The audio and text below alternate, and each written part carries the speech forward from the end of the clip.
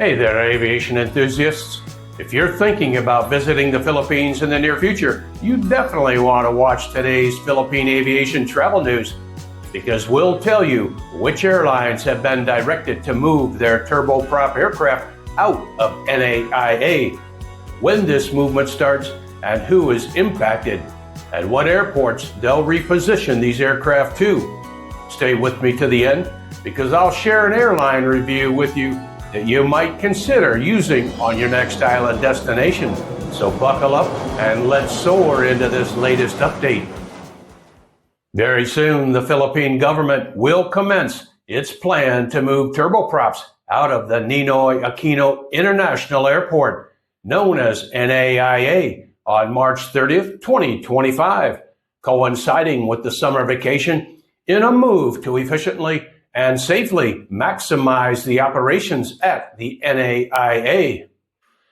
These so-called island flights, mostly operated by Cebu Pacific's Cibgo and Philippine Airlines PAL Express, will now have to fly out from Clark or other secondary airports to reach popular island destinations such as Coron and Siargao.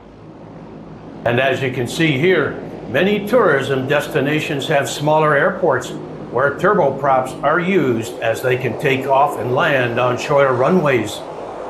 According to a resolution issued by the NAIA Select Committee at the start of summer 2025, considered to be March 30th, scheduled domestic carriers with turboprop aircraft must transfer at least 30% of their turboprop operations at NAIA to secondary airports.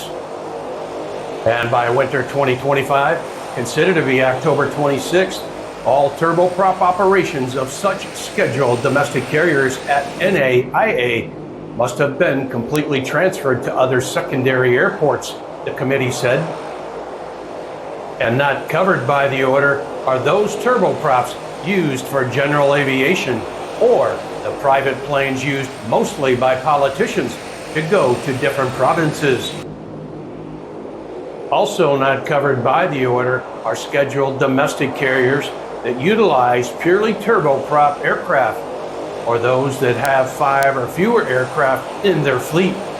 These include Sunlight Airways, Island Aviation, Alpha Land, and Air Swift, which will be given until the start of summer 2026 to completely transfer their operations to other airports. It's estimated that almost 3 million passengers could be affected, based on Terminal 4's 2.79 million passenger count in 2023.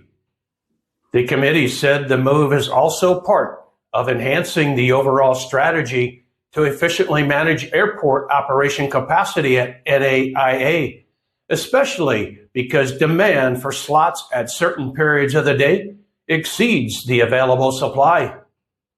Industry sources have said the move could affect domestic tourism, especially in the summer peak season, as passengers will have to adjust and fly out of the Clark Airport, which is about 2 hours away from Manila.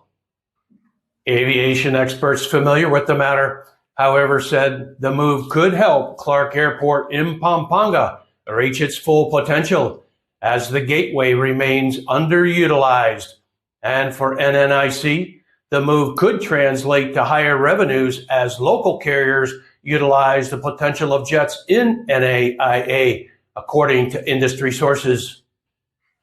NNIC President Raymond Ang explained NAIA has long been operating way beyond its intended capacity of 35 million passengers per year, and has been serving around 45 million per year.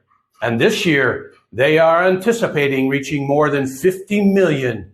Over the years, this has taken a huge toll on the already aging facilities and equipment at NAIA, leading to inevitable breakdowns and inconvenience for passengers.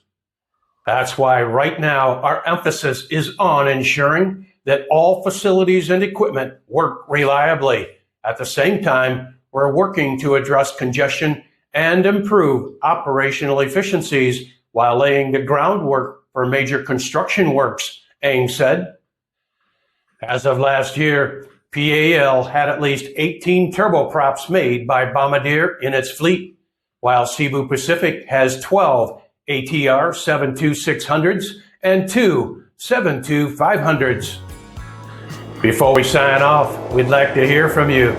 Share your thoughts on these new developments and if you've been impacted.